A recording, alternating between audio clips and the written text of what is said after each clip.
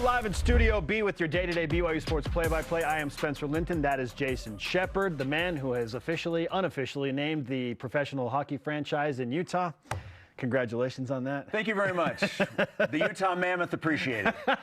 Joining us now is a Mammoth guest on our show. You said nice. We're working into every segment, right? That's back-to-back segments. He is Sean Farnham of ESPN, college basketball analyst, insider, all-around great man. Sean, how is life at this current moment for you?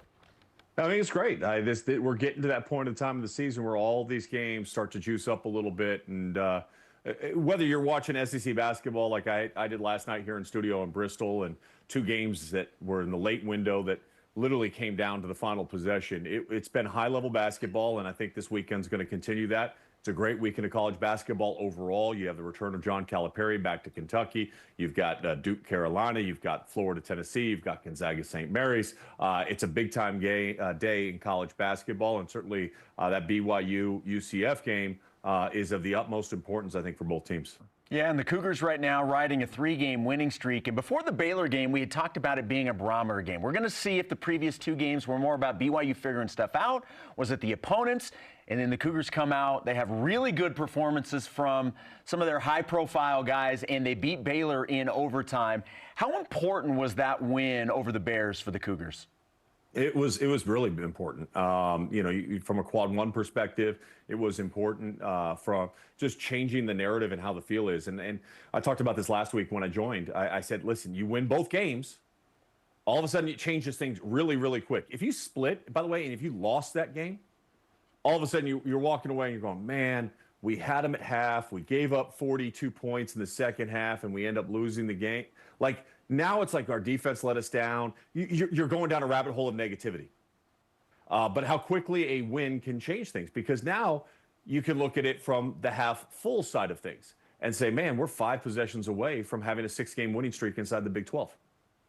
And that's literally what you're looking at with this BYU team. So the margin is very, very thin, right?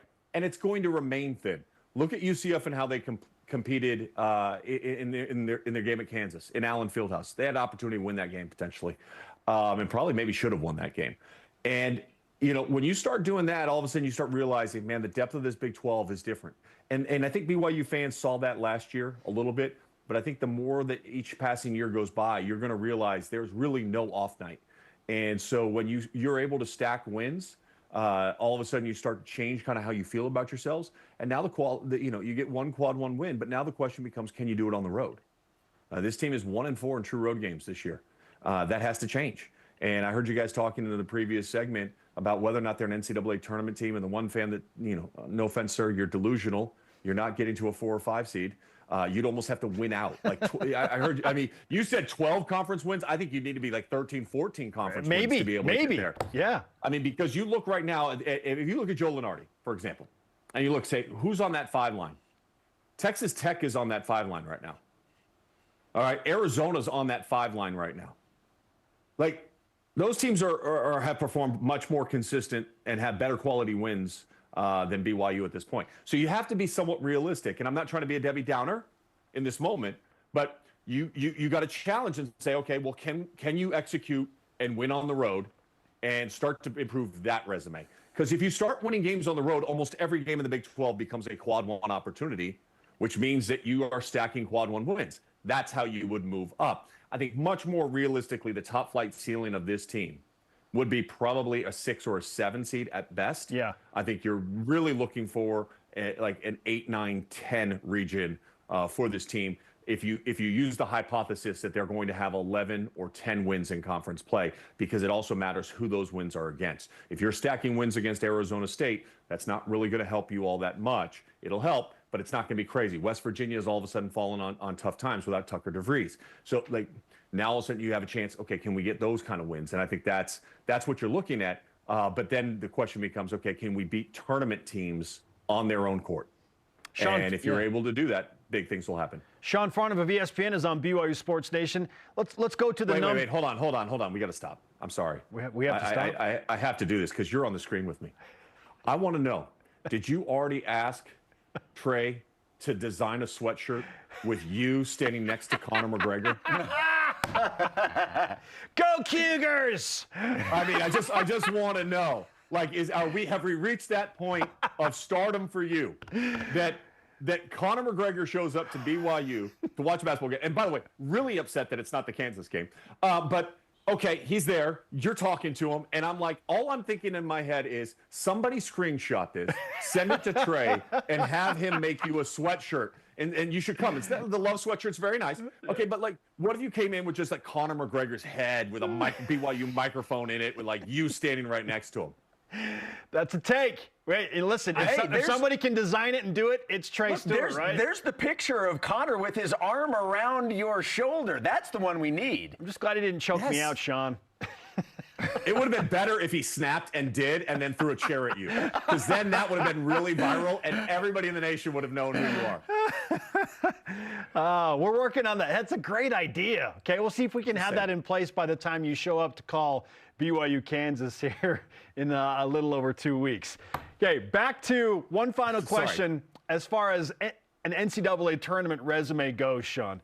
I feel like 10 conference wins, and then you win one game in Kansas City, so you get to 11 total wins in Big 12 play, should make BYU feel safe that they are in. Do you feel like that is a good cutoff point, or do you need more from BYU? No, 10 is about right. I think they can get to 11, and that would be, by the way, giving them a loss on Saturday. This UCF team's really good at getting to the free throw line, guys, and drawing fouls. And Keyshawn Hall has been on one as of late. So they're a dangerous team. And going to Orlando, that is a long trip and a long flight. If you're somehow able to win that game, now all of a sudden you're looking at the potential to get 12. Because the way Cincinnati is struggling, they lost to Utah the other night, who I saw just absolutely get drubbed by Baylor. West Virginia's struggling. K-State is tough at home, but not as tough on the road. You guys have them at home. Then there's winnable games down the stretch again at Arizona State, West Virginia at home, and Utah at home. Those become winnable games. Now, obviously, that Utah game, it haunts you a little bit from the 18th, because you win that game. Now, all of a sudden, you're talking, can you get to 13 wins? And now to that tweet or text or whatever you got, now all of a sudden you'd be thinking like, maybe 4 or 5 is realistic, but that's how quickly it changes. So now, how do you get to 4 or 5? Well, you beat Arizona, you beat Kansas, you win at Iowa State in a game that you shouldn't win, right? Based on how like they've been playing all season long and what they do at home. All of a sudden, that now changes the complete narrative of where you're at. But I think honestly, if you get to 9 conference wins and you win one in Kansas City, I think you're more than fine. Given the landscape of college basketball this year and what we're looking at, and the number of quad one games that those losses are going to be in if you took more additional losses. You can't afford to lose the games that you have to win. Does that make, like, you can't lose to Utah at home? That's, you can't, that can't be won. So you've got to be able to win those games that you're supposed to win. And then can you steal one? Can you get one that maybe people don't expect you? And UCF would be one of those games, by the way, going on the road against a very good UCF team that's got a lot of guards that are aggressive. And Mustafa Tom is a massive freshman down underneath at 7'2". So can you find a way to win that game? And if you do, all of a sudden now we start to change the conversation very, very quickly. Let's talk about BYU's 2 highly touted freshmen. It was really fun to see the improved play of Yegor Dimon, and he's been trending up for the last couple of games. He had a really good game against Baylor. Cannon Ketchens literally did not miss a shot against the Bears. You had over 30 NBA scouts get to witness it. How much do you think that the improved play of both, and we're talking about Yegor, we're talking mostly about the scoring because the assistant has always been there, but how much do you think the improved play of both of those players specifically can help this BYU team as they continue to navigate this upcoming schedule? I think it's huge. I think they add a different element to this team. I mean, outside of them, you're looking at very similar parts to what you saw a season ago, but those 2 guys are on draft boards for a reason. Like, when you have 2 guys that are potential first-round picks, and Catchings would be a late first-round pick, Yegor is going to go early, regardless of some of his issues. I think for him, it's less about scoring for me, and it's more about the turnovers. He's still got to work on that. He had 4 turnovers against Baylor. If he can continue to limit those turnovers, I think good things are going to happen for BYU. I don't think it's going to change much for his draft stock as we get closer to June and we talk about him. For Catchings, I think it's about opportunity. It's about confidence. And I think at times he has struggled with confidence and he struggled with consistency. So, one of the biggest things that you look for in winning teams is what's your role and can you execute to the average of what you are expected of? And if you exceed that and everybody else is at average and you have one or two players go above average, you're probably winning the game. I mean, it's really that simple. What happens when you lose is that you have expectations set for certain players and they fail to meet those expectations and they're below average. So if two players go below average, then two players need to go above average to make up for it. And that's kind of how you can look at it from a coaching perspective of consistency within your team. I think for Kevin Young, he wants to know who's going to play and what they're getting out of him. I think Richie Saunders has separated himself, and he knows what he's going to get out of Richie almost every single game. So now it's on those freshmen down the stretch that it's done with the adjustment from high school. You're done with the I don't understand our offense completely. I don't know what I'm asked of defensively. Those days are gone, and you can't even think about those things. You're now a sophomore, and you've played enough minutes and you've had enough reps to understand exactly what is necessary of you to be successful. And these two are talented enough to win games inside the Big 12 and win games potentially in the NCAA tournament, depending upon matchups, obviously, and seeding and where that ends up. But those two players need to step up and be consistent every game. And the tough part for freshmen often is on the road, and that's what I'm looking forward to seeing this Saturday, is to see if they can maintain this energy that they've created and be able to go execute now away from home and be able to have just as large of an impact in this game on Saturday as they did against Baylor on, Tuesday night. ESPN college basketball analyst Sean Farnham is on BYU Sports Nation. I want to ask one more question about how BYU won that game against Baylor, because to that point, Sean, they had been on the wrong side of basically every close game that they had played. Ole Miss, Utah, TCU, they could not climb over the hump. They finally do it against Baylor and win in overtime, probably closer than it should have been, the way that BYU was playing at points in that game. But point is, they won the game. So what does a win like that do for BYU emotionally? What can they build off learning in that win? I think it's a psychological aspect of it. I think, there's times when you struggle during the course of the season and you sit there and you go, here we go again. Another tight game. Like, here we go. Like, we should have won this game. Like, oh, gosh, now we're going to overtime. Like, what? Gosh, this is going to be tough. And to me, what BYU did a really good job of in that game was being the aggressor. They never let off the throttle. Like, go look at the overtime. And they pushed it. They forced it. They got to the free throw line. They made their free throws. And that's the difference of winning a tight game. It's a small margin, right? Like, it's, okay, turnovers, and they had more points off of turnovers than BYU did and all this. Who was the more aggressive team in overtime? Who didn't let off the throttle? And who forced the issue and made their own path to victory? And that was BYU. And I think that's, to me, how you grind out tough games in the Big 12. It's execution in those small moments. You go back and look at the Houston-Kansas game. How did Kansas lose the game? They couldn't inbound the ball twice. Got a 5-second call, then turned it over because Hunter Dickinson didn't take a good angle coming back to the ball, and then give up a wide-open three, and now we're going to overtime part two. Like, it's that thin of a margin in a conference like the Big 12, like the SEC. There's other conferences where you have a larger runway, right? And you can be like, all right, we can make mistake after mistake and we're still going to be fine. But that's not the way that it looks like when you think about Big 12 play this year in particular.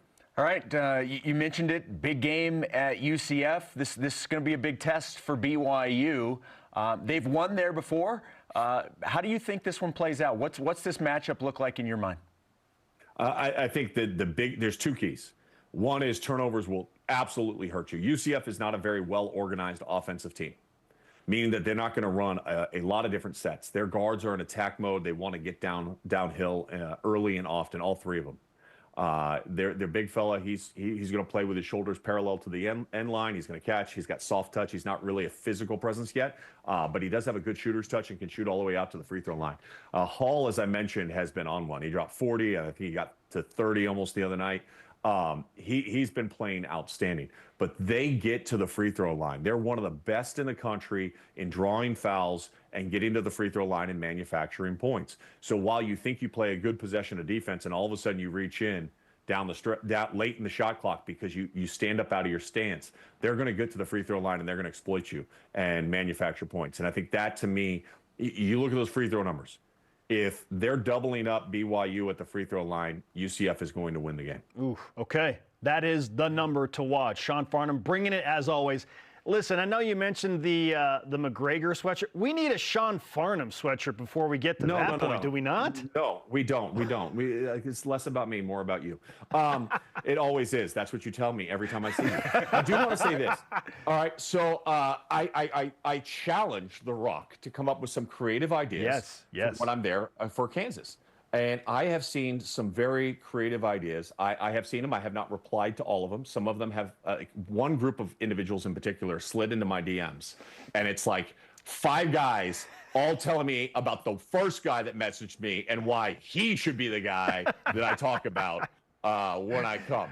All right, so some very creative ideas. There's been someone's like, you should bang the drum. I'm like, no, that's Cosmo's thing. Cosmo bangs the drum. I don't bang the drum. But we're getting some creative ideas. One of them, by the way, which intrigued me that I got. Okay, hear me out. Okay. All right, you know how much I love the Cougar Tail. I've essentially become part of BYU Nation here. Let's just be honest. Of course you have, Sean. Okay, so here's the interesting thing. My Farnham Flatbread fundraiser in Spokane, 4th annual, all 100% of the proceeds are going to fight cancer, is going to be February 21st in Spokane. Now, this game, if you recall, is on February 18th. It's shortly right before there. What a wonderful thing it would be if somehow, some way, there was a collection from The Rock to donate money to the American Cancer Society. And present me with a check while I was there. Just saying, that was one that was sent to me. And I thought, you know what? I love that because I'm all about serving others. It's, you know, we may be of different faith. Okay, but your faith has always been about serving others, and family, and those are things that within my faith and how I interpret my own faith. Love one another. Most important thing, and so that's why I've become such a huge proponent for the American Cancer Society. I'm a national board of director now. I like that idea a lot. That was the one that got my attention the most because then that allows me to talk about the servitude of BYU and how gracious they are and how important The Rock is to all aspects of BYU. So I'm just throwing that out there. If somebody wants to take the lead on that, Spencer, we can get that done. All right. Hey, it's out there now. Fantastic idea. That's great. Listen, there's a run I think that's a great idea. Listen, and by the way, we'll still do fun things with like the free throw and them shooting and doing all this. Of course. We can still do all of that. But I just thought that was that's a really good one. I like that one the best. There's a 5K run called Cougs versus Cancer. We should develop something called Cougar Tails versus Cancer or something like that. Okay? Yeah. We could do something like that. Fundraising. When is that run, by the way? It's every early March. Yeah, it's early March. Yeah. So we got to change it if I'm going to participate in it. Okay. I can't. March is kind of busy. Listen, I know those people. We could maybe move that a little. We'll see what we can do. Sean, great stuff, man. We appreciate all you do for us on the show, and your efforts to fight cancer are extraordinary, to say the least, my friend. We'll talk to you soon, man. Be well. All right, keep winning games, and this conversation keeps getting better and better every week. Absolutely. Sean Farnham of ESPN on BYU Sports Nation. Great stuff.